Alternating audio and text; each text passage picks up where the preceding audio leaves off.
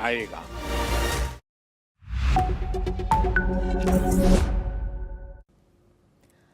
Hi, welcome. I'm Asuma Otomaru, and you are watching NewsX World. Let's take a look at some of the top stories.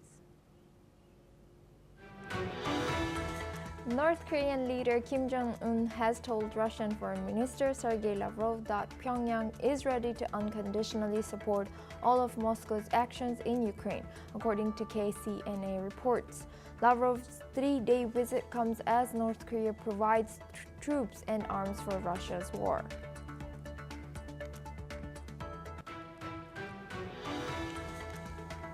Meanwhile, Russia launched 597 drones and 26 missiles on Ukraine yesterday, killing 2 people and wounding 20 in western cities, including near Romania's border. According to media reports, while Ukrainian air defense said it downed 25 missiles and 319 Shahed drones, as President Volodymyr Zelensky urged tougher sanctions on Russia. Australia's Prime Minister Anthony Albanese has arrived in Shanghai for a 6-day visit to 3 Chinese cities to discuss regional security tensions and economic ties. This marks his second trip to China and includes talks with President Xi Jinping amid Canberra's tougher screening of Chinese critical mineral investments. Australian Defence Industry Minister Pat Conroy said the country will not commit troops in advance to any conflict, rejecting US pressure to clarify its role in a possible Taiwan war. Conroy stressed Australia's sovereignty ahead of Talisman Sabre War Games with the US. Gaza ceasefire talks in Doha are stalling over Israeli withdrawal terms, despite a US-backed 60-day truce proposal. According to media reports in Gaza, medics said 17 people were killed yesterday as Israeli troops fired on aid seekers, with the UN reporting 800 dead in 6 weeks around US-backed aid distribution sites.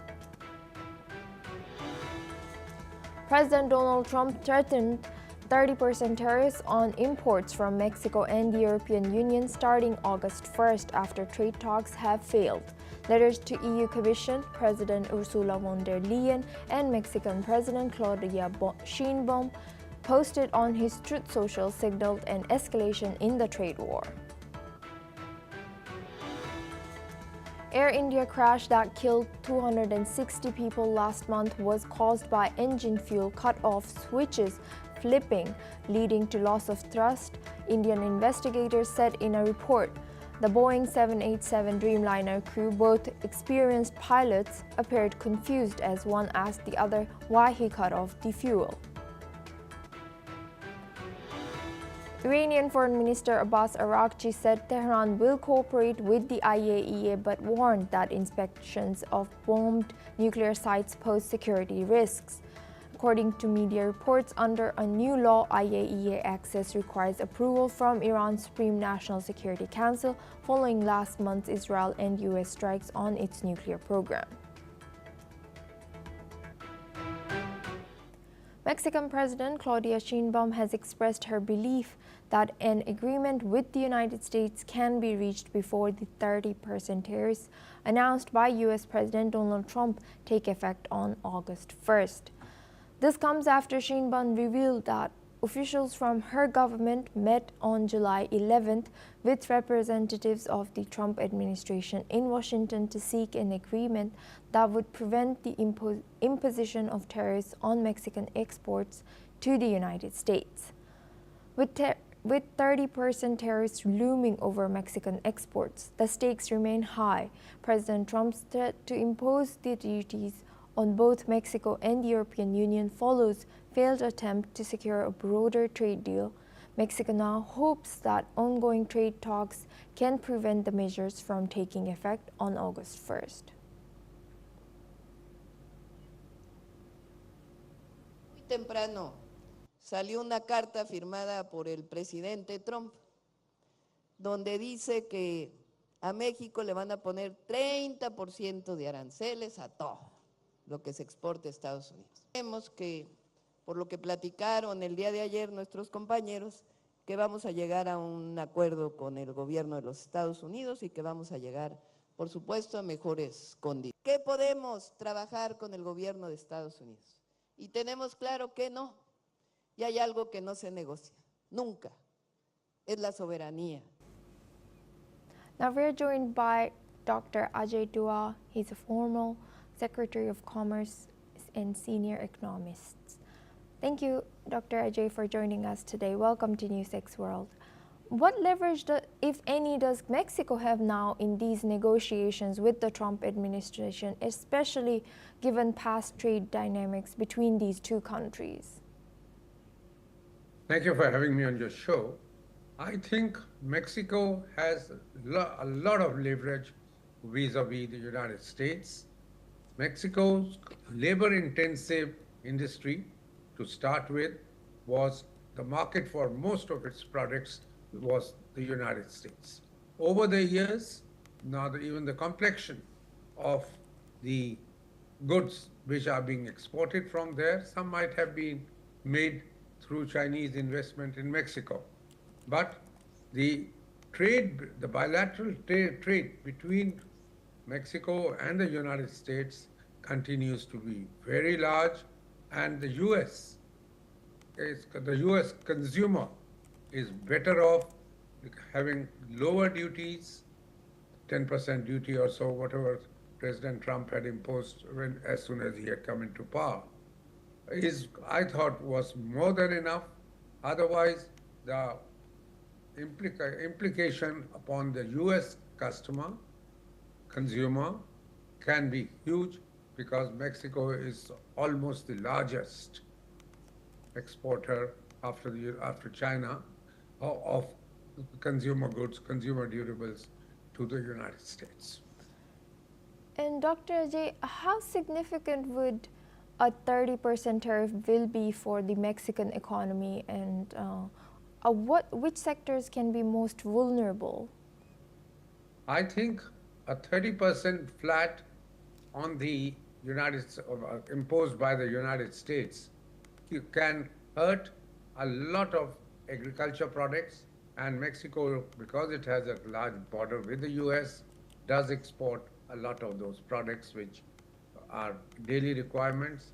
And as I mentioned earlier, consumer goods, consumer durables, textiles, apparel, all these things come from Mexico, and at 30% duty, there would certainly be tempering down of the volumes. So that will, to that effect, it will hurt the Mexican producers, and at the same time, I repeat that it will hurt the US consumer as much, if not more. And given that this tariff threat follows failed broader trade deals, what does this suggest about the US's current trade strategy under President Trump? I think there is no consistency, if you will allow me to say, in the policies which the United States is following vis-a-vis almost the entire rest of the world. Mexico, Canada, Japan, Korea, Vietnam, all were allies, including Vietnam. And India wasn't too far off, but we were receiving considerations from the United States. But all of us have been put on notice. Some of us might get away if the United States expedites the bilateral trade agreements with the ones which are under negotiation. Japan, India, Korea, Vietnam, all are ready to have agreements with the United States, and those will be long-term ones, not open to capriciousness. Also, those would be probably much lower than these flat duties of 30% or 40% which the US is imposing. I think the way out as of now, as President Sheinbaum of Mexico mentioned, that we are ready, all of us are ready to expedite our agreements, but let it not be absolutely shooting from free trade earlier or very low duties to talking of 30 to 40%. and reciprocal duties then being invited on 50% on steel, aluminum, those kind of things. I would think that yes, United States has an issue. It has a trade deficit. It wants to make money for its own treasury. All those are fine. But even 10% flat, which it imposed, is going to get it a lot of money. Already, one of the news channels carried it this morning that the United States in the last 6 months, January to June, has earned more money in customs duty levied by it than ever in the past. So the U.S. concern of making the exporter to the U.S. because it's got a market access to the large market of the United States. That I think the purpose is being served.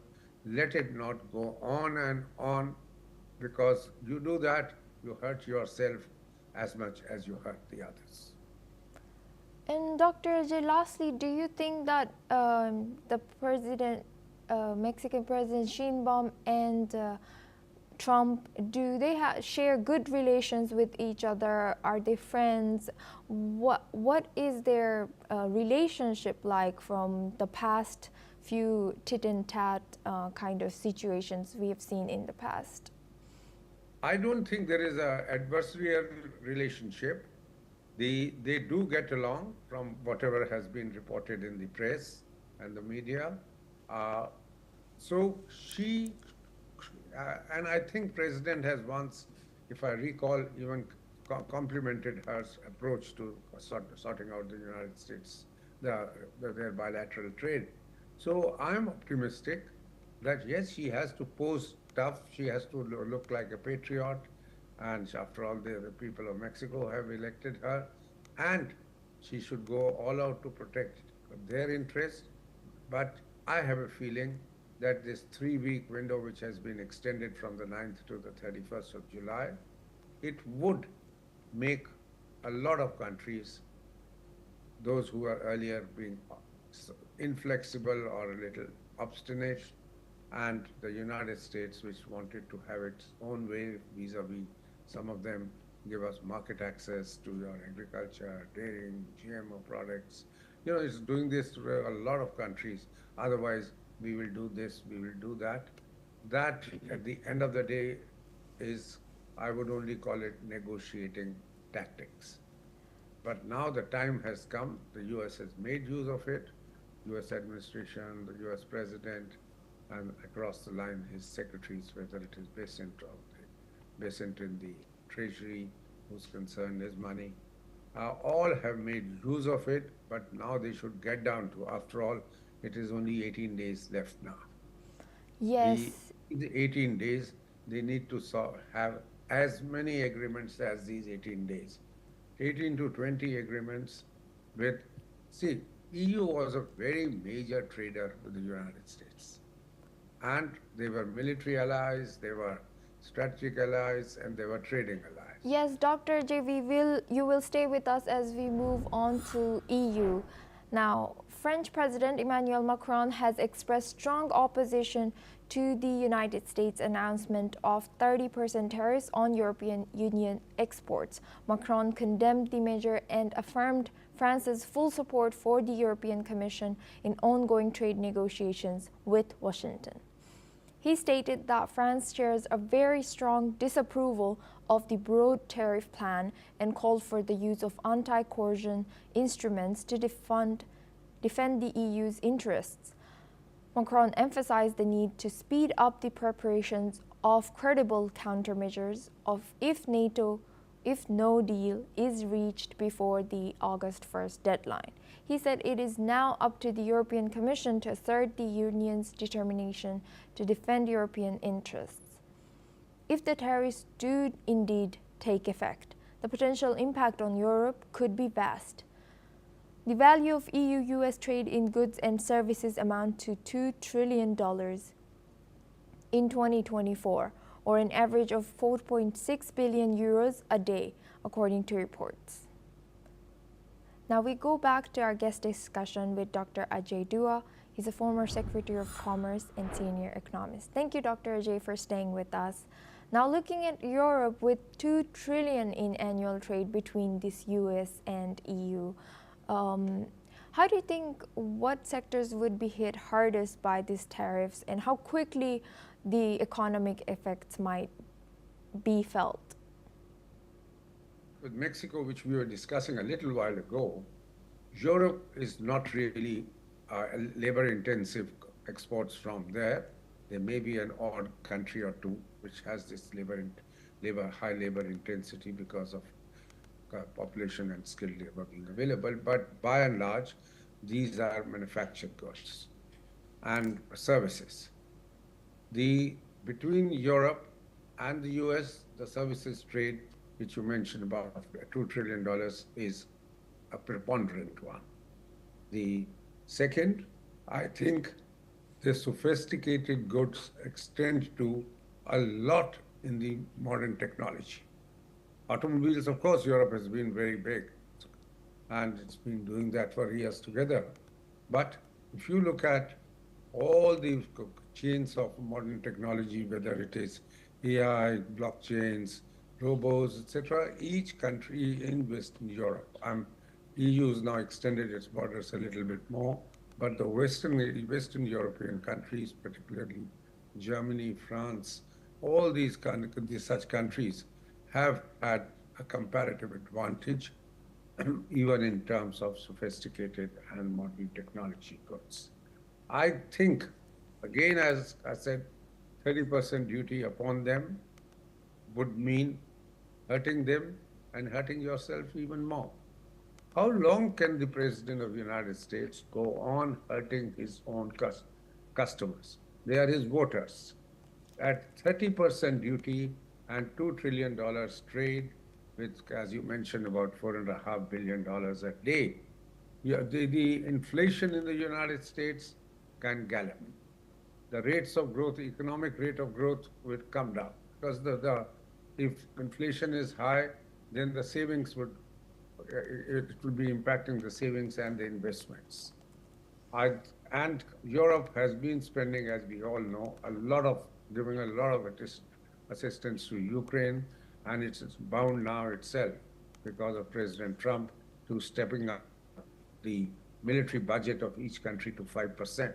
So if they have to spend that kind of money for their strategic or military interests, and that too led by the United States, pressure from them, I think the United States would need to be, or must, if I could use a stronger word, take a holistic picture of the things, saying, yes, we need to be together. You need to understand my problem, that I need to create employment in the US. My manufacturing is virtually dead, other than the high technology one. And let's be far more liberal, and let's not pressurize each other by saying, if you do not sign the agreement by 9th of July, I will do this, or now if we don't do it by 31st July, I'll do something else. There are 27 European countries, and they are not backward countries, so to say, and each one of them has long history, apart from civilizational, the economic history, which is worth preserving rather than destroying. And Dr. Ajay, is Macron's public support for the European Commission stance a sign of a more unified EU trade strategy or a division likely to emerge within the bloc? May not. After all, let's put it this way, Germany and France are the leading countries, the leading lights of European Union. And President Trump has been trying to woo President Macron by attending functions in his country, etc. Even when he was still not the president, he'd come for a function there. All that is absolutely fine. But I think France does understand that it has to stick with the others. And the free trade amongst them, that's what the European Union is all about, that the free trade amongst them is allowed for the customs union. There's one customs union that If something happens in one part of the European Union, it reflects to the next day onto the others.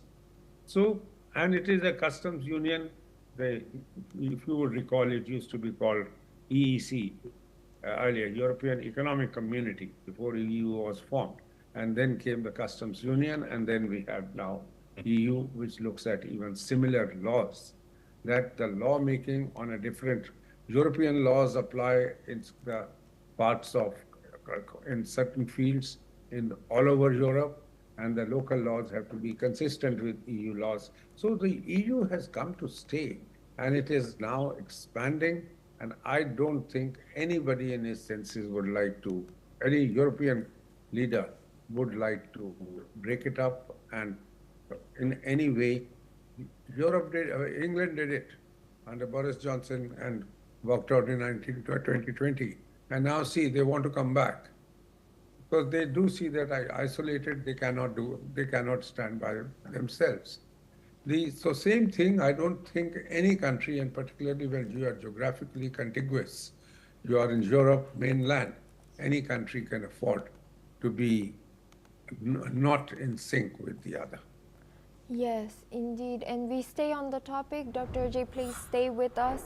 Germany's Minister for Economic Affairs and Energy, Katharina Reiche, has warned that the United States' proposed 30% tariffs on EU exports would have severe economic consequences on both sides of the Atlantic. Speaking on Saturday, Reiche said that the measures would hit European exporters hard and also negatively affect the US economy and consumers. She urged the European Union to negotiate a pragmatic solution with the US that focuses on resolving the main points of trade conflict. Reiche stressed that time is running out and that a practical agreement must be reached before the August 1st implementation date. Germany, she said, fully supports the European Commission's approach in the talks.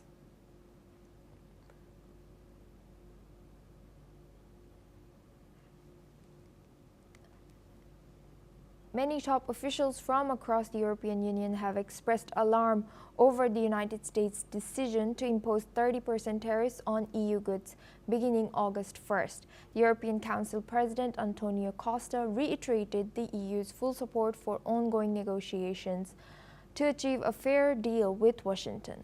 Costa said the EU remains committed to building strong global trade partnerships, adding that free and fair trade drives growth, creates jobs, and fortifies supply chains. He warned that unilateral tariffs will instead fuel inflation and disrupt economic stability. According to an EU spokesperson, Brussels was informed in advance of the US plan to impose the duties. EU member states, including the Netherlands and Italy, have urged unity and backed the Commission's efforts to respond strongly while continuing diplomatic talks. Now we go back to our guest discussion with Dr. Ajay Dua. Thank you, Dr. Ajay, for staying with us. What does the EU's unified response led by the Council President suggest about the bloc's strategy on this current confronting US trade tariffs? I think it's highly desirable, and the EU is going about it in a very consistent and a systematic manner. They do realize that the United States is a big economy and it can try and sow seeds of discord amongst the nations of the EU, but if they remain together, which is what these appeals are for, then European Union cannot, or any of its constituents, cannot be taken lightly. After all, as I've been saying, that bilateral trade between the two is huge. Their dependence upon one another is large, and the similar policies, having similar policies on fundamentals between all the members of the EU, which even goes into domestic policies, is another added strength of theirs in dealing with what the United States might want to do. But at the end of the day, I still feel that the United States is trying to chew much more than it can bite. It is not in that happy situation that it can take on all the countries of the EU together, who are a force to reckon with, force in every sense of the term. Resources, technology, manpower, and all the right things which are required in the modern world, and looking forward to sustainable survival of the European Union and the world.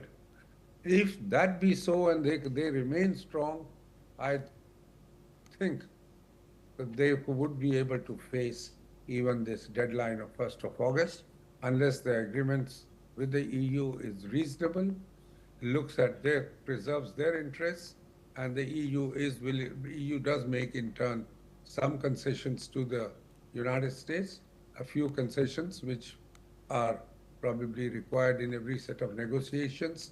I don't think that EU should be too worried about handling the President of the United States. After all, now, let's just keep it in mind, who are the people left with the United States in the world? Not China, not Russia, not European Union. The three very large, and European Union is the largest bloc, and I attach the highest importance because of the diversity and yet being together, followed by China, and then the US, then Russia, and with all other countries, whether BRICS, Brazil, India, all kinds of kind of differences. Meaning he seems to have. So can you survive in this world only by yourself, and by only, I wouldn't want to use a strong term, by only harassing, or if you don't like, or if you don't want to call that, by trying to force your way on the rest of the world. It's not going to work out for long. Thank you very much, Dr. Ajay Dua, for joining us today and sharing your insight throughout our news as a former Secretary of Commerce, senior economist. Thank you very much. Now we move on to our next news. A senior Israeli political official has accused Hamas of sabotaging ongoing efforts to secure a ceasefire and hostage release deal in Gaza. Speaking anonymously, the official claimed Hamas rejected a Qatari-mediated proposal for a 60-day pause in fighting and is deliberately creating obstacles while waging what he called a psychological warfare campaign to derail negotiations. He added that Israel has shown flexibility in the Doha talks, but that Hamas is sticking to positions that prevent mediators from making progress. Despite the deadlock, the official reportedly said that the negotiations in Doha are still ongoing.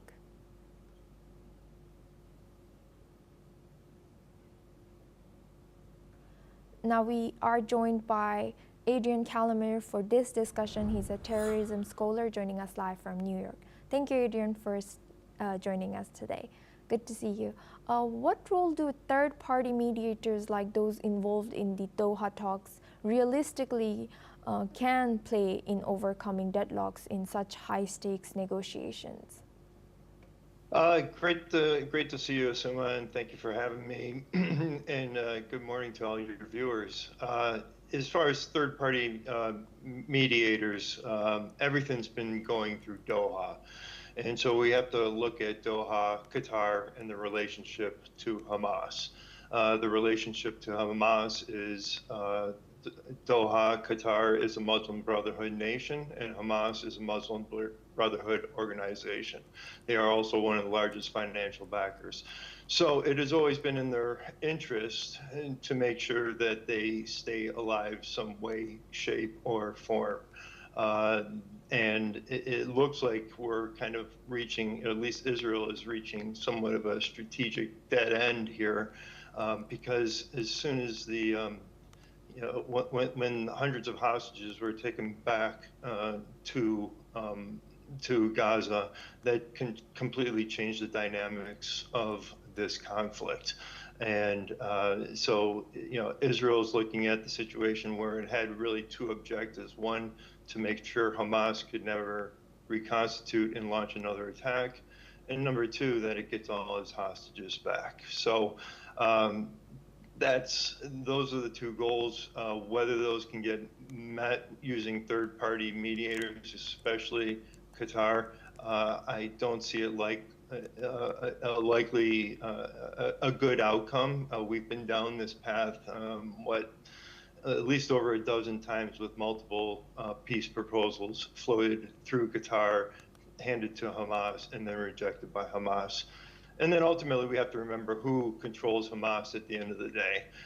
It's the Islamic Republic of Iran. They're the ones that are making the decisions. It goes through Doha and then to the Islamic Republic. And Adrian, now, what are the strategic motivation behind Hamas maintaining their position that reportedly hinder progress in the ceasefire negotiations? Yeah, it really is quite simple. They need to and want to maintain grip of the Gaza Strip. And unfortunately, this is a threat to Israel. This is a threat to the Palestinian people and their livelihood.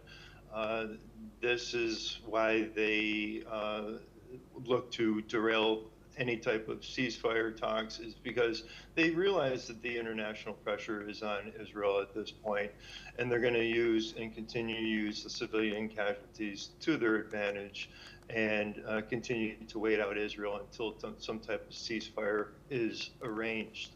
But again, there remains this whole idea of getting the remaining living hostages back, as well as the bodies of the hostages who have been killed. So, Hamas has a very clear strategy, and it's to stay in power, and that's to create chaos. And lastly, could Hamas's reported inflexibility be part of an internal power strategy or struggle? Since last year we saw that some leaders of Hamas were also killed, and maybe this reflects on their current prospects for sustainable ceasefire. Yeah, it's really, because when you look at the Hamas leadership structure, you got Mashal, who's living in Qatar right now, and then really the only person who's left is Abu Ubaidah. And so there's a lot of questions about who's really calling the shots outside for Hamas, and then who's calling the shots for Hamas inside the Gaza Strip. But I think when we take a look back and take a look at the grand strategy here, it's ultimately Ali Khamenei that's calling the shots here. He's the one that's making the decisions. He's the one that decided to tell Hezbollah to start launching on October 8th against Israel, and the one that also told the Houthis to start firing. Hamas really has very little agency. They rely heavily for their funding from both Qatar and the Islamic Republic, or else they would be a non-entity. Thank you, Adrian, for sharing that insight. You will stay with us as we stay in this topic. Thousands of Israelis rallied in central Tel Aviv demanding a prisoner exchange deal with Palestinians to secure the return of hostages held in Gaza. They also demanded an end to the war in Gaza. Protesters held banners reading "No victory without return of hostages," and there are 50 kidnapped families in Gaza, according to local media. These demonstrations come amid reports of a deadlock in indirect talks between Israel and Hamas delegations in Doha. Let's listen into what some protesters had to say. The window of opportunity to bring home all 50 hostages, living and dead, is open now, and it won't be for long. אם הם רצו, יכלו לסיים את המלחמה לגמרי, להפסיק את ההרג החסר תועלת של הערבים בעזה, של הילדים בעזה, וכמובן את ההרג של החיילים שלנו בעזה. לעשות עסקה, לסיים את המלחמה הארורה הזאת, שהתחילה באשמתם. צריך לעצור את הכל עכשיו, לצאת מעזה בפעם אחת, להחזיר את כולם בפעם אחת. לא פעימות ולא משחקים. Yes, there is a solution. No, I don't believe in the government. I guess that says it all. Of course there is a solution, and unfortunately I think we have a terrible government that is not doing the right thing. And I think they forgot what conscience feels like. Now we go back to our guest discussion with Adrian Calomel. He's a terrorism scholar. Thank you, Adrian, for staying with us. Now, how does this pressure from large-scale protests that are increasing in Tel Aviv affect the strategic decision-making for both the Israeli government as well as Hamas in hostage negotiations? That's a great question, and that's been part of the Hamas strategy from the beginning. When they took over, several hundred hostages back, it immediately put tremendous amount of pressure on the Israeli government to get them back. It wasn't just the atrocities that were committed over in Israel proper; it was getting back the hostages that were taken back. And there have been some hostage exchanges that we've seen, a couple exchanges that have taken place. But over the course of it, we've seen a couple commando raids. But what this has done is it's built tremendous pressure on the Netanyahu government. And I can't imagine to begin to feel what these families are going through right now to have this play over well over a year, going on 2 years now almost, that their loved ones are being held by Hamas. But we have to also look back at Hamas's track record as far as hostage exchanges, hostage releases. They've held bodies of Israeli soldiers for well over 20 years without releasing them. So it's a matter of now Israel, I think, is falling back on the belief that our military objectives really here are not being met. We can't seem to finish this job here, especially with the civilian casualty rate mounting. And now it's about getting the hostages back. So I understand where the families feel this is the time, but they also have to understand who the Israeli government is negotiating with, and that's Hamas, and they see the hostages as leverage over Israel, over the government, and a way to topple it. Thank you very much, Adrian Calomel, for joining us today and sharing your insight as a terror scholar. Now we move on to our next news. UK police have arrested 71 people during nationwide protests against the government's decision to proscribe Palestine Action as a terrorist organization. Demonstrators gathered for a second weekend in cities including London, Cardiff, and Manchester, voicing opposition to the group's designation under the Terrorism Act of 2000. The law makes it a criminal offense to support or be a member of a proscribed group. Let's listen into what a protester had to say. Well, it's deeply, deeply scary. And we're supposed to have a right to freedom of expression in this country. These rights were brought in after a genocide in 1945. Partly to say never again. And here we are, another genocide's happening in Gaza. Thousands and thousands of people being killed, being shot as they queue for food. And it breaks my heart, and I'm just... The Metropolitan Police made 41 arrests in central London, where two groups gathered in Parliament Square. In Cardiff, South Wales Police arrested 13 individuals. Greater Manchester Police confirmed 16 arrests in St. Peter's Square. The protests come against the backdrop of the ongoing Gaza conflict, where more than 57,800 Palestinians have been killed, according to the Hamas-run Health Ministry, since Israel launched its military campaign in response to the October 7th Hamas attack. Now we move on to our next news. In a major development, North Korean leader Kim Jong-un has pledged his country's unconditional support for Russia's ongoing war in Ukraine. The commitment came during a meeting with Russian Foreign Minister Sergei Lavrov in the city of Wonsan on Saturday, marking a significant step in the strengthening of military and strategic ties between the two nations. Kim Jong-un expressed his firm belief that Russia will achieve victory in defending its sovereignty and dignity against the Ukrainian crisis. He also emphasized North Korea's readiness to back every measure Russia takes to address what he described as the root cause of the conflict.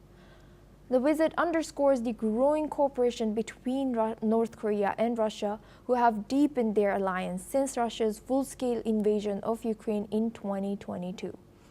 North Korea has already sent more than 10,000 troops and provided artillery shells and missiles to assist Russian forces. In return, Moscow has agreed to send military engineers to help with infrastructure projects in North Korea. In addition to military support, the two leaders discussed increasing economic ties, including new twice-weekly flights between Moscow and Pyongyang. Russia also expressed support for North Korea's sovereignty, as both countries vowed to protect each other's territorial integrity against external pressures.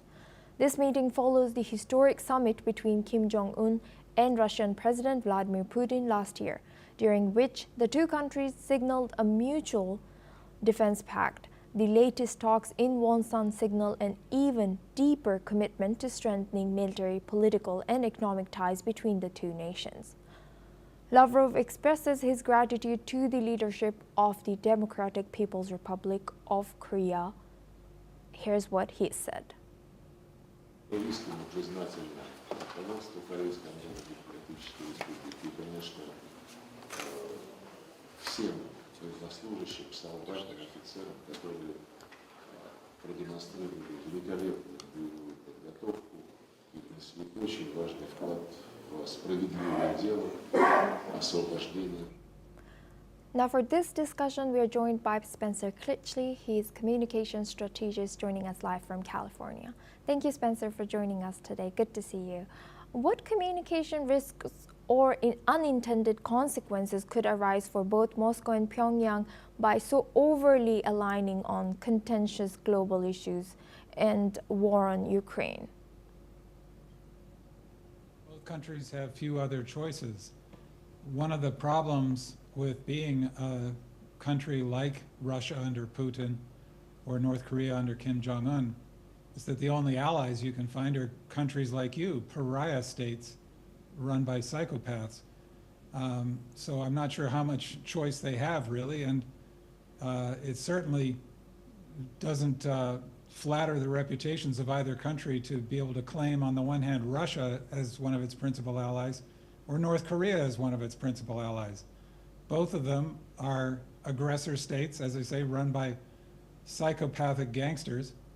And this, rhetoric about defending Russia's dignity against Ukraine, the victim of Russia's murderous invasion, or defending North Korea against the supposed invasion plans of the very nations it threatens with its constant nuclear saber rattling, is of course absurd, but it's the kind of absurdity that totalitarian dictatorships run on.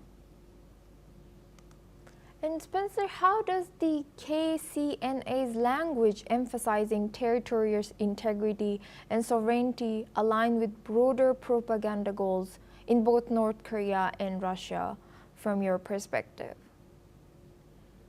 Well, the use of propaganda is interesting in both countries, and this can be traced back to prototypes in the Soviet Union in particular, where the point is not to persuade the public of any kind of coherent argument, whether you might agree with that argument or not. The point is to destroy the concept that coherence is even possible.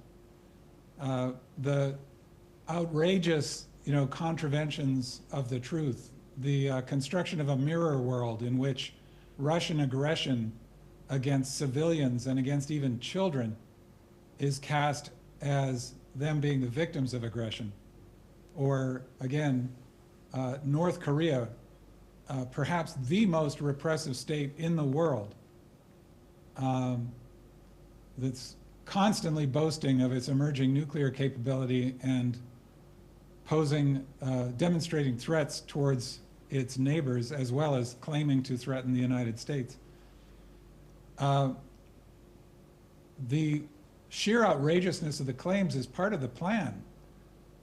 It's supposed to, as I say, destroy any confidence that there could be such a thing as truth. And what replaces facts or logic as the foundation of truth is raw power.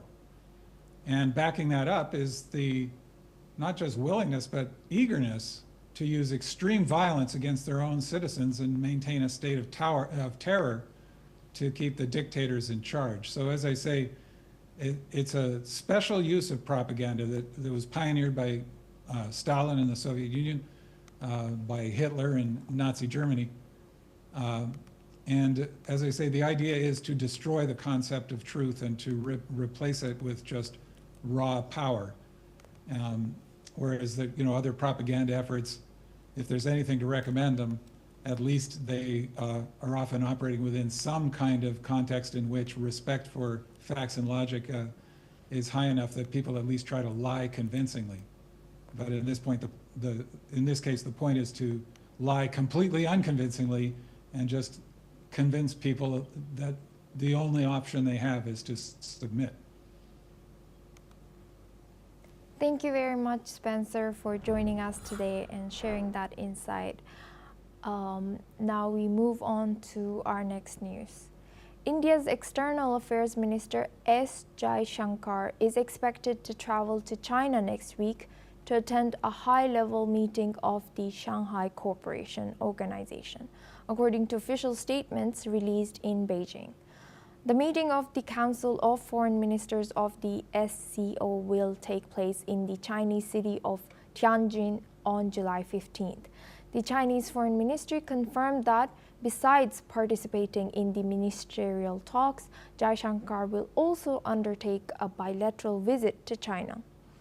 The gathering will be hosted by Chinese Foreign Minister and senior Communist Party leader Wang Yi, with representatives from all 10 member states expected to attend, including Russia, Iran, India, and Pakistan.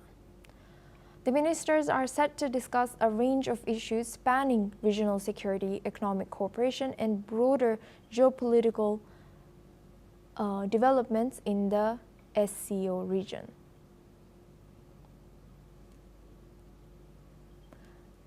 Now we're joined by retired Major General Sudhakar G. He's a senior geopolitical and strategic defense expert. Thank you, Sudhakar Ji, for joining us today. Welcome to NewsX World. Now, how significant is the timing of this and the countries that are to join this talks that are going to be hosted by China? Yeah, Asuma, good evening. Thank you. Good morning. Thank you for taking me for your show. As regards the significance of this timing, I would say in the backdrop of ongoing Russia-Ukraine war and the conflict which is raging like hell in Middle East, no sign of any ceasefire. Also recently temporarily paused Operation Sindoor between India and Pakistan. I'm of the view that this SCO meeting is a very significant meeting which is taking place in China, and the visit of Jaishankar was preceded by the visit of the Defense Minister of India as also the National Security Advisor. Also, we need to see it that Mr. Jaishankar, after his last visit to China between 11th to 15th of August 2019, this visit is taking place almost after about 5 years. In between, we have had Galwan incident, very sad and unfortunate incident. Despite all protocols being in place, peace and tranquility is existing for over 30 to 40 years between two countries. An incident like Galwan had taken everything to a backseat, and also the extended standoff after the friction points have been resolved to some extent continues. The extended standoff continues between the two countries. Hence, the time is ripe for Mr. Jaishankar, the External Affairs Minister, who's supposed to be the senior representative, also playing a role.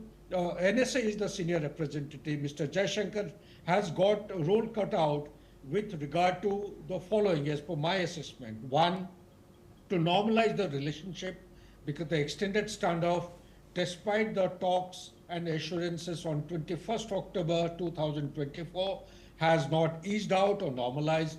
Number two, the de-escalation of troops along the northern border has to take place. Number three, I personally feel that the weaponization of the critical rare earth element, REE, which is already been undertaken by China against India. Some of the important critical minerals which earlier were being supplied to India have been cut off, which are impacting the automobile industry as also the electric vehicle, the manufacturing of the electric batteries. Now, the third and most important point he has got to actually address is how best and how fast India and China can actually sit down and address the complex issue, resolve the boundary issue, and go in for the final act of demarcation of the boundary. Back to you, Asma. And now, building on that answer, with representatives from other countries like in China as well as Pakistan attending, how effective is the SCO as a platform for genuine cooperation amid given the ongoing India-China border and trade frictions? Excellent question raised by you. As per my understanding, my take on the whole issue is that the SCO as a regional platform is absolutely ineffective. It does not have any outreach, or it does not have its relevance in the environment today unless the trust is restored between the stakeholders. There is a huge trust deficit between the multiple participants or the members, including Pakistan and China. So the central issue as far as Pakistan is concerned, India has got a lot to sort out with regard to trans-border terrorism. Unless trans-border terrorism, which is being unleashed by Pakistan, is taken as one of the primary agendas in the SCO, then I don't think the platform would be tenable to be taken seriously. For example, our Honorable Defense Minister, Mr. Rajnath Singh, he refused to sign the joint declaration of SCO, latest SCO meeting, because the Pahalgaon incident of 22nd April 2025 was not found mentioned in the declaration, whereas the rebels in the Balochistan, the freedom fighters, they had been found mentioned as the terrorists. So such like issues. And third and most important point is that as far as China is concerned, there is a huge gap, trust deficit between India and China, because what is being said is not being done. Walking the talk is very, very important. We have come a long way between the Galwan incident until date. I think there would be a lot of positive impetus between two countries if the current spirit of normalization is taken forward by addressing the key issues as far as the priorities are allocated. First priority as far as India is concerned are something which is immediate in nature, and that goes to the weaponization of critical rare earth element as fast as possible. Second issue I would like to recommend is actually going to be the extended standoff, which is medium to long term. And third and most important issue is the long-term issue between India and China to resolve the border and demarcate the boundary as soon as possible. Back to you, Ashok. And lastly, General, how might the outcomes of this SCO meeting shape the regional response to shifting global alliances, especially China, India, Pakistan, and maybe US and China? Again, a very excellent question. We need to understand as to why the SCO as a platform came into existence. Earlier, it used to be at the time of its origin, it used to be called as Shanghai 5, and from Shanghai 5 to birth was the SCO, and sometime in 90s. And thereafter, the number of members have increased. Pakistan came in 2017, followed by India, and Iran has just recently joined. So likewise, so any platform, any grouping as far as the region in Asia is concerned, definitely has got a role and responsibility towards the stabilization of the global churning, geopolitical churning which the world is witnessing. Well, why am I saying is that there are multiple issues which one needs to address today. Post-pandemic issues with regard to the supply chain disruption, the price rise of fuel, fertilizer and food, and I would say to a large extent militarization of the entire world. How the GDP, the rate of growth, the percentage which is being allocated towards the defense forces, whether it is Japan or China or any country for that matter, there is an upward trend. And similarly followed by the Russia-Ukraine war and the conflict in the Middle East, they have actually are pointing, orientating towards some degree of effort required by one and all, not only the principal stakeholders who are deeply involved in the conflict, but by one and all to mobilize the opinion in the world, bring some trust into the system. And tariff war is another example where it is going to spiral the trust deficit. This is no way of resolving any kind of problems a country is facing. Diplomacy and dialogue is the ultimate answer. So therefore, SEO would do well to answer your question directly if they sit down meaningfully, substantively, with the utmost sincerity, and look back as to why they took off, why did they start off. The issues like terrorism have to be addressed as a central point. The issues like the border conflicts or the disputes along the border have to be addressed between two countries. Tariff is not going to give any solution to any economic imbalances that we witness in the world. It is talk and discuss and find a solution. That is the ultimate answer to any kind of dispute, and which I feel and very optimistic of. A little change in a platform like SEO will actually go a long way to contribute dividends at the global order and bring down the global churning that we are witnessing today. Yes, we hope so. Thank you very much, retired Major General Sudhakarji, for joining us today and sharing your insight. Now well, that's all we have time for. We will continue to bring more news updates from around the world.